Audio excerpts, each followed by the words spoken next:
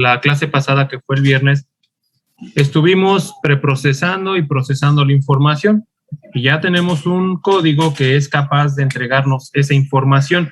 Sin embargo, tenemos un montón de datos, pero no sabemos cuál de ellas sea la más capaz para poder... Espérame tantito.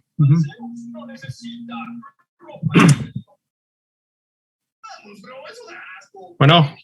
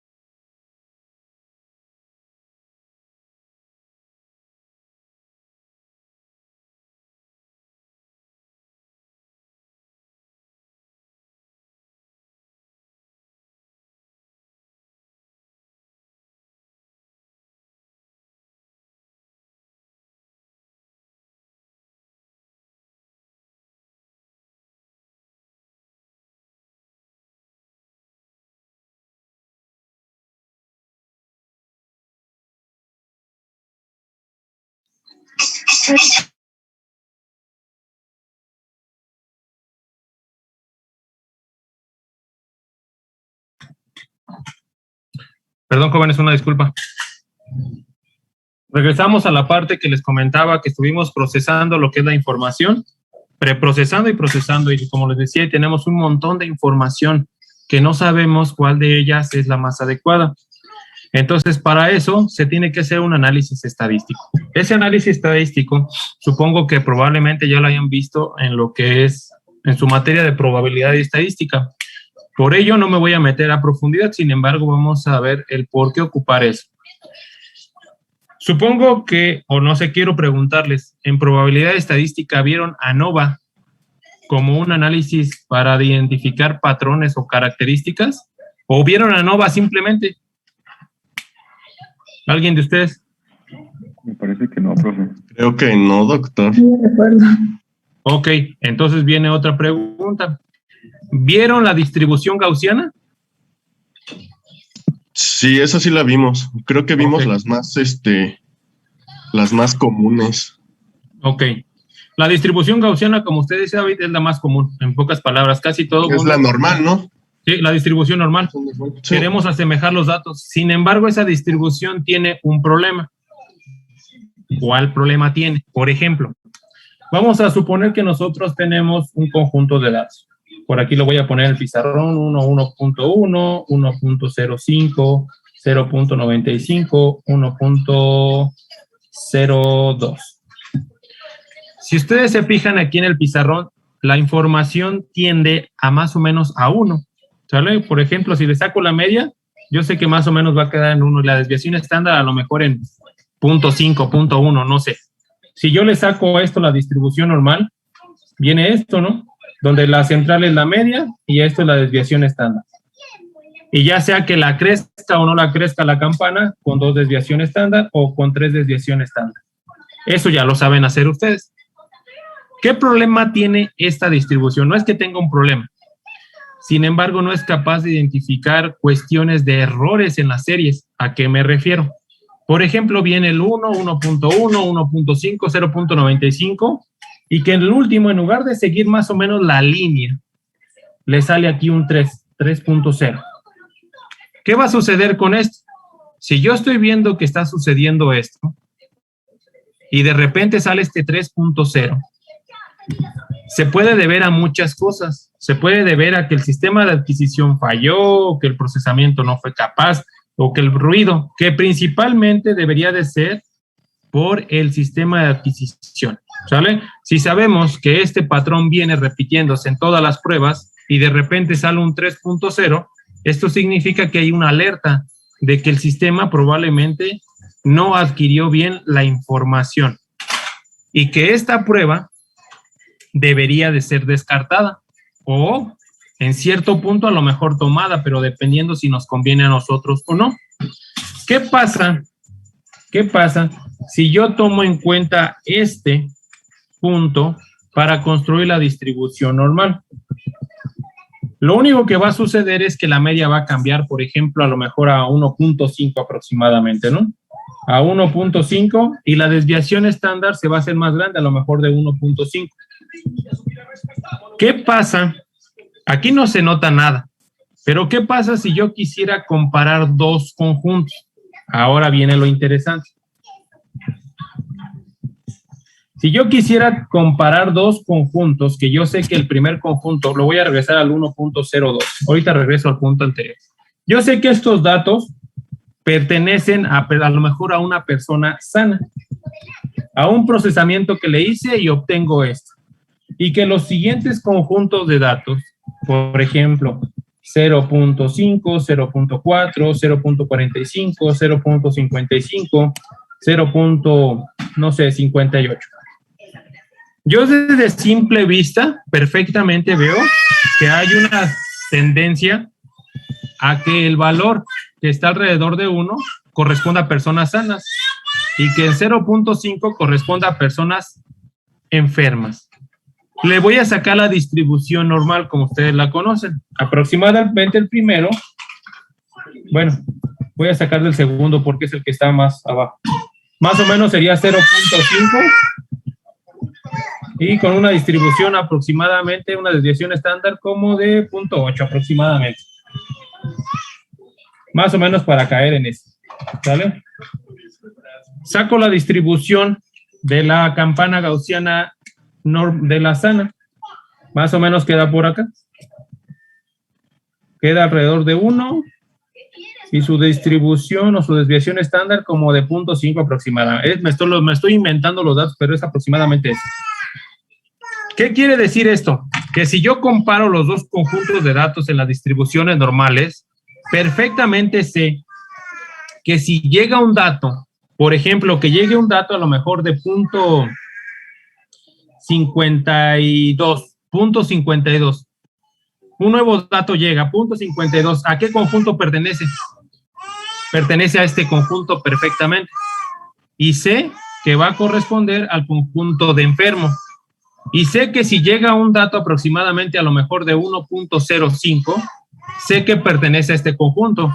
Y desde aquí yo puedo generar un sistema de diagnóstico automatizado, que si llega un valor, tú sabes que ese valor va a corresponder a esto porque ya lo observé en la distribución. Sé cómo se está comportando todo ese conjunto de datos y sé que puedo fijar un límite de tal punto a tal punto para decir que corresponde a esto y de tal punto a tal punto. Esto está muy bonito y quisiéramos que esto sucediera. Sin embargo, la distribución normal tiene ese problema que les comento. Espérenme tantito, ¿eh?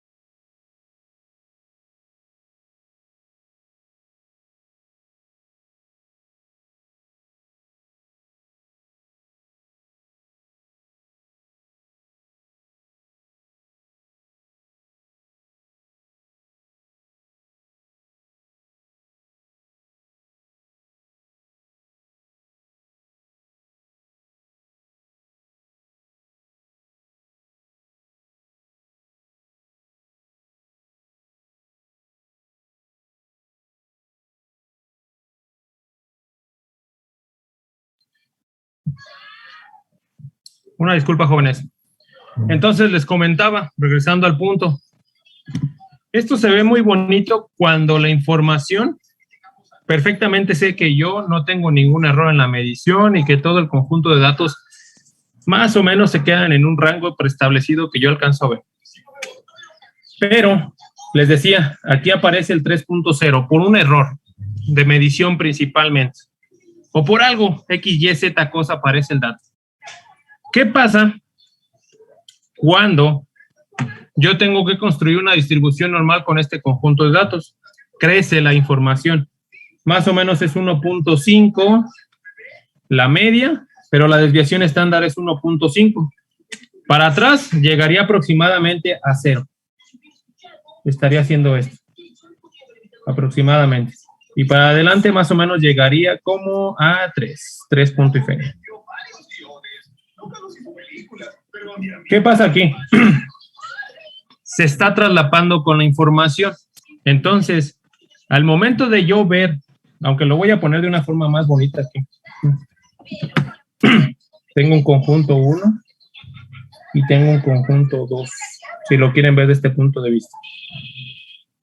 Media 1, media 2. ¿Qué pasa aquí? Si yo lo veo de esta forma, estaría diciendo que los dos conjuntos están traslapados. Quiere decir que si llega un nuevo dato, ¿a cuál pertenece? Yo diría que pertenece a los dos conjuntos. Y esto sucedió por este dato. Siendo que a lo mejor sí hubiera sido una buena característica o un buen procesamiento. Sin embargo, debido a esta información, la distribución normal no es capaz de ver esto y simplemente construye la distribución normal a través de una media y desviación estándar. Entonces, lo que nosotros necesitamos es un código o un algoritmo que sea capaz de identificarme estas cuestiones extrañas y que me diga, oye, mira, porque hay un dato que se está saliendo del conjunto principal, revísalo y ya sea que si lo quieres tomar en cuenta o no. Y para eso existe ANOVA, que es exactamente lo mismo que una distribución normal, sin embargo tiene esta ventaja de que me avisa de que uno de esos datos se está saliendo del conjunto. Ahora, en lugar de que esa distribución normal se vea de forma gaussiana, se ve en una distribución que le llaman distribución de cajas y bigotes. Esa distribución de cajas y bigotes tiene esta forma, un cuadrado y un bigote en la parte superior e inferior. Y aquí queda el 50% de los datos analizados, 25% y otro 25%, donde esta línea corresponde exactamente a la media. Es exactamente lo mismo. Si lo quieren ver de un punto de vista distribución normal, pues lo ponemos de esta forma. Aquí está la distribución normal. Pero, les digo, tiene la ventaja de que si sucede una cuestión de un dato medio extraño que le llaman aquí outlier, lo va a pintar en una cruz y les va a indicar a ustedes que uno de esos datos anda de manera alejada del conjunto principal. ¿Vale? No sé si se entienda lo que hasta el momento hemos platicado, jóvenes. Sí, doctor, claro. Sí, profe, todo claro. Entonces, como tal, esas anomalías no se mostrarían en el diagrama de la caja y el bigote. No, sí se mostrarían, David, pero se mostrarían como la crucecita, pues. Es correcto, David, es correcto. O sea, no modificaría la gráfica como lo haría en una distribución normal. Es correcto, no la modificaría y te mostraría el asterisco, okay, que sería el outlier, que sería la ventaja. Y entonces, por ejemplo, en la distribución normal se modificaría el ancho. Moviéndose. ¿Mande? En una distribución normal se movería el ancho, se haría más okay, ancha y haría que se traslapara con la información del otro conjunto que pudiera ser el conjunto de enfermo. Entonces, okay, en ese caso lo que haría es nada más. Y nosotros en ese caso tendríamos una conclusión errónea en la distribución normal. Diríamos que al momento de estar traslapadas las dos campanas, diríamos que no es un conjunto adecuado o una característica adecuada para asociarlo al fenómeno. Pero en realidad a lo mejor las dos ni siquiera estaban traslapadas y nada más por ese solo dato se traslaparon. Se modificó todo. Ok. Muy bien, sí, doctor. Sí, todo claro. Muchas perfecto, gracias. David. ¿Alguien más? ¿Alguna otra duda, jóvenes? ¿Comentario? Doctor, la mía no es duda, pero Héctor me dijo que le avisara que se le fue el internet. Ok. Sí, gracias, Andy. De todos modos, Carlos por ahí está grabando la sesión, ¿no, Carlos? Sí, profe. Perfecto, Carlos. Sí, para que lo distribuyas el video después. Muchas gracias, Carlos. Ok, jóvenes. Aquí también hay otra cuestión importante. Además de que esta cuestión de ANOVA nos permite identificar estas cosas que se llaman outliers o valores que están alejándose mucho del conjunto principal, también nos permite tener un valor que se llama un valor de probabilidad. Ese valor de probabilidad lo obtiene o está entre 0 y 1. Cuando el valor de probabilidad que nosotros obtenemos que tiende a 0, significa que la comparativa de los dos conjuntos está indicando que es una buena característica, que no comparten información o es mínima la cantidad de información que están compartiendo y que pudiera ser un procesamiento o la característica que estamos analizando buena para poder ser asociada al fenómeno estudiado. Ahora, si tiende a 1, significa que los conjuntos de datos tienen la misma información o una gran cantidad de similitud y que esa característica no es la más adecuada. Voy a poner aquí un ejemplo para cuando tiende a 0 y cuando tiende a 1. Nosotros cuando ocupemos ANOVA o cuando ocupamos ustedes la distribución normal para saber si era una buena característica lo que estaban seleccionando o algo, tenían que comparar conjuntos. En ese sentido, pues aquí es lo mismo. Vamos a comparar conjuntos en el ANOVA, ¿sale? Donde esto iría el conjunto 1, por ejemplo, conjunto 2, ahorita lo ponemos. Aquí viene esto. Lo que está en la parte horizontal, es el conjunto 1 y conjunto 2. ¿A qué puede referirse eso? Por ejemplo, el CATS del detalle 1 de sano contra el CATS de detalle 1 de enfermo. Estamos comparando las mismas características. Por eso les decía, en ocasiones pasadas vamos a comparar manzanas contra manzanas, no manzanas contra peras, porque sería injusto. Entonces aquí se debe de comparar la misma característica contra la misma característica tanto en enfermo como en sano, para saber si esto nos permite diferenciar o no. Y lo que vemos nosotros en la parte vertical son los valores que tenemos. Simplemente lo que hizo fue distribuirlos en una distribución de cajas y bigotes, ¿sale? Los valores que nosotros tenemos, a lo mejor por ahí me lo voy a inventar, 1.3 a 1.4 es esto. Y de acá es a lo mejor de 1.5 a 1.7. ¿Sale? Pero es eso, al fin y al cabo lo distribuye aquí. Ahora, les decía, o les explicaba que también nos va a dar un valor de probabilidad que tiende entre 0 y 1. Y aquí tenemos dos ejemplos. Espérenme tantito, voy a pintar el otro.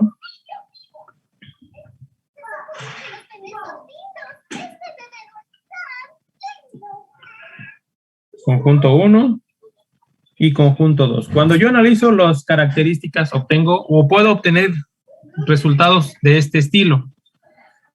El primero,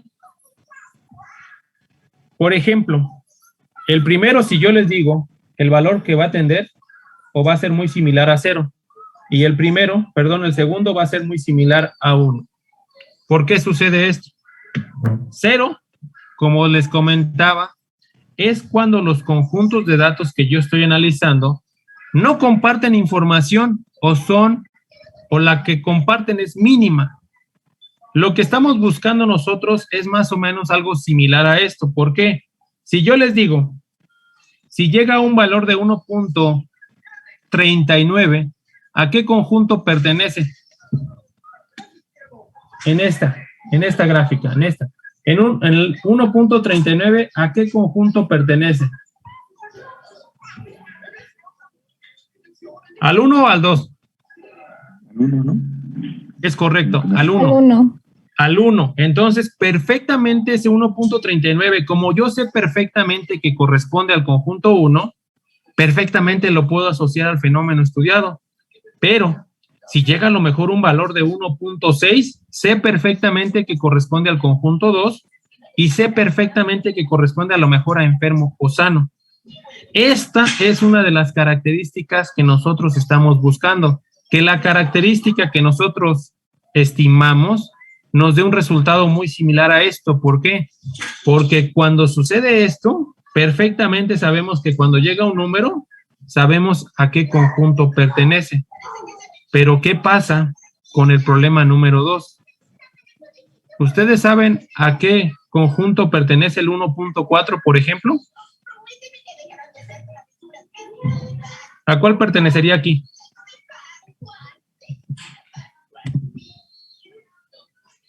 ¿Qué dicen? ¿Qué dirían? En este ejemplo, el 1.4, ¿a cuál pertenece? ¿Al 1 o al 2 o a ambos? Ambos, ¿no? ¿Ambos? Es correcto, ambos, ¿no? a ambos. Entonces, el 1.4 al pertenecer a ambos conjuntos, no van a poder decir si es enfermo o es sano. Pertenece a los dos, entonces el sistema no sabe. Esto es una mala característica, es lo que no estamos buscando. Esto no nos sirve para absolutamente nada, porque ni un clasificador de lógica difusa que van a ver posteriormente, ni le serviría para separar perfectamente esto. Lo que se está buscando es este tipo de características, el cual tengan una separabilidad. Aunque tengan a lo mejor un pequeño traslape aquí, ni modo, hay veces que sucede. En este punto a lo mejor no vamos a saber perfectamente a cuál pertenece, pero bueno, hay veces que se puede tener una gran separabilidad, hay veces que no. Pero esto es lo que estamos buscando. Y en ese caso, el valor de probabilidad tiende a 0, porque la distancia que hay entre las medias es bastante elevada y me está diciendo que los dos conjuntos no comparten una gran cantidad de información o que comparten mínima o nula también pudiera ser. Pero en este caso, los dos conjuntos están completamente traslapados. La información que llega aquí pertenece a los dos conjuntos y no sé perfectamente a cuál pueda corresponder. Entonces, el valor de probabilidad va a tender a 1. Esto me va a indicar también a mí que esto no me sirve para absolutamente nada y que lo debo de descartar para la versión o la parte final de clasificación. Esto no va a servir. Esto es lo que tenemos que buscar. No sé si se entienda, jóvenes. Sí, profe, de acuerdo. Perfecto. Sí, Ok, profe. gracias. Gracias. Ahora vamos a poner, ¿qué tal si sale un outlier? A pesar de que tenemos una buena P. Vamos a checarlo. Vamos a suponer que yo tengo este caso hipotético. Aquí sale un outlier. Y aquí tengo el otro conjunto. Si yo los comparo, aquí está el conjunto 1, conjunto 2, y a lo mejor esto varía entre 1, perdón, a lo mejor un poquito más acá, 0.5, 0.8. Y aquí a lo mejor hasta 1.2. Si ustedes se fijan, esto ya lo vimos, y esto me está indicando que es una buena característica. Sí es buena porque no hay un traslape o es mínimo, es lo de menos. Pero acá de repente aparece un outlier. En este caso, como el outlier está en la condición del conjunto 1, pero está en la parte superior y no me está traslapando con el conjunto 2, lo puedo tomar en cuenta. Puedo hacer que mi límite tome en cuenta hasta todo esto para un clasificador. Y que lo que esté por debajo para el otro conjunto. Aquí no habría ningún problema. Pero vamos a suponer que el outlier quedó acá abajo. ¿Qué pasaría? Este outlier se encuentra en la zona del conjunto 2. No puedo expandir mi límite hacia acá para yo tomar en cuenta este outlier porque estaría traslapando la información. Entonces, en este caso no se recomienda tomar el outlier porque estaría traslapando con la información. Si no traslapa con la información del conjunto 2, pueden tomarlo sin ningún problema, a pesar de que sabemos que es un outlier. No pasa nada, ¿sale? Esto es lo que nos vamos a enfrentar también. Podemos encontrar un montón de outliers y principalmente cuando analizamos el cuerpo humano y principalmente lo he visto en el cerebro humano. En el cerebro humano, cualquier cosa puede hacer que se generen disturbios en la señal que no son adecuados. Por ejemplo, cuando quieren adquirir información y que ponen a reposar a las personas a que estén en tranquilidad, y si la persona parpadeó, eso ya generó una cuestión de disturbio en la señal que no debería de estar ahí. Entonces, hay un montón de cosas que pudieran afectar a la señal original y pudiera generarnos estas cuestiones de outliers. A lo mejor no se desconectó el sistema de monitoreo, sino el simple hecho de que no se siguieron las reglas al 100%. De todos modos, nosotros tenemos que parpadear o tenemos que a lo mejor que bostezar o a lo mejor mover una mano. Salimos de la puesta de experimento, ¿sale? Si lo quieren ver ese punto de vista, se hubo una modificación en esa puesta de experimento y esa región de señal debe de ser eliminada. Por ahí hay muchos estudios, yo no, esa parte no me dedico. Hay muchos estudios que eliminan estas cuestiones, que son, por ejemplo, que parpadeó, pues se ve perfectamente que hay un pico tal, lo elimino y me quedo con la señal que resta. Pero eso es otra cuestión, ¿sale? Esto es lo que vamos a buscar ahorita en este momento. Les voy a mostrar cómo hacerlo para que se lo lleven de tarea y que busquen cuáles son las mejores características, pero no los voy a dejar solos. Ahorita vamos a hacerlo con CATS para tanto detalle 1, detalle 2, detalle 3, detalle 4 y aproximación 4, tanto de enfermo como de sano. Y a ustedes les va a quedar Petrosian y sepsis, ¿sale? Para que sepan más o menos cómo ir haciendo estas cuestiones. Y el próximo viernes estaríamos revisando entre todos cuál de ellas o cuáles son las mejores, porque puede haber una buena o puede haber varias buenas, ¿sale? Entonces, en ese sentido, probablemente el viernes, lo más seguro es que estemos terminando el curso, para que, como les comenté, que el día 15 les esté dejando su proyecto final, ¿sale? Lo más seguro es que redes neuronales lo pongo, sin embargo, no es parte del curso porque se ve en el siguiente curso de procesamiento de bioseñales avanzado. Lo que puedo hacer ahí es darles una explicación rápida de cómo funciona eso. Y si lo quieren ocupar, adelante. Pero vamos a tratar de ir de paso a paso, porque redes neuronales no significa que esté muy complejo. Lo que significa es que no, hasta el momento no tienen conocimiento sobre clasificadores. Entonces, el primer clasificador que ustedes deberían de conocer es el más básico y que ya lo tienen o que ya lo saben, que es el clasificador basado en reglas if-else, que le llaman burdamente árbol de decisiones. Pero es por eso que quiero ir paso a paso. No podemos correr antes de poder gatear o caminar. Entonces, vamos a ir paso a paso. El primer clasificador que vamos a ver va a ser el árbol de decisiones en base a lo que nosotros obtengamos, ¿sale? De cuál es el mejor clasificador. Pero bueno, en ese sentido, por ahí voy a ocupar de nuevo tu código, Luis, si fueras tan amable de proyectárnoslo para continuar con esto, para ver cómo se hace en MATLAB. Sí, profe. ¿Lo puedo proyectar?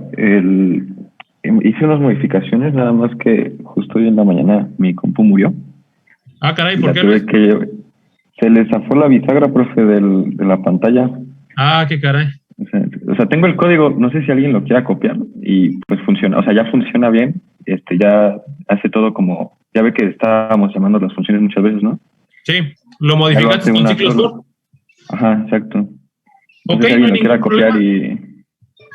y pues o alguien que tenga el código, como lo más o menos lo hicimos la clase pasada, no sé, Iris, alguien, jóvenes, que le echen la mano a Luis.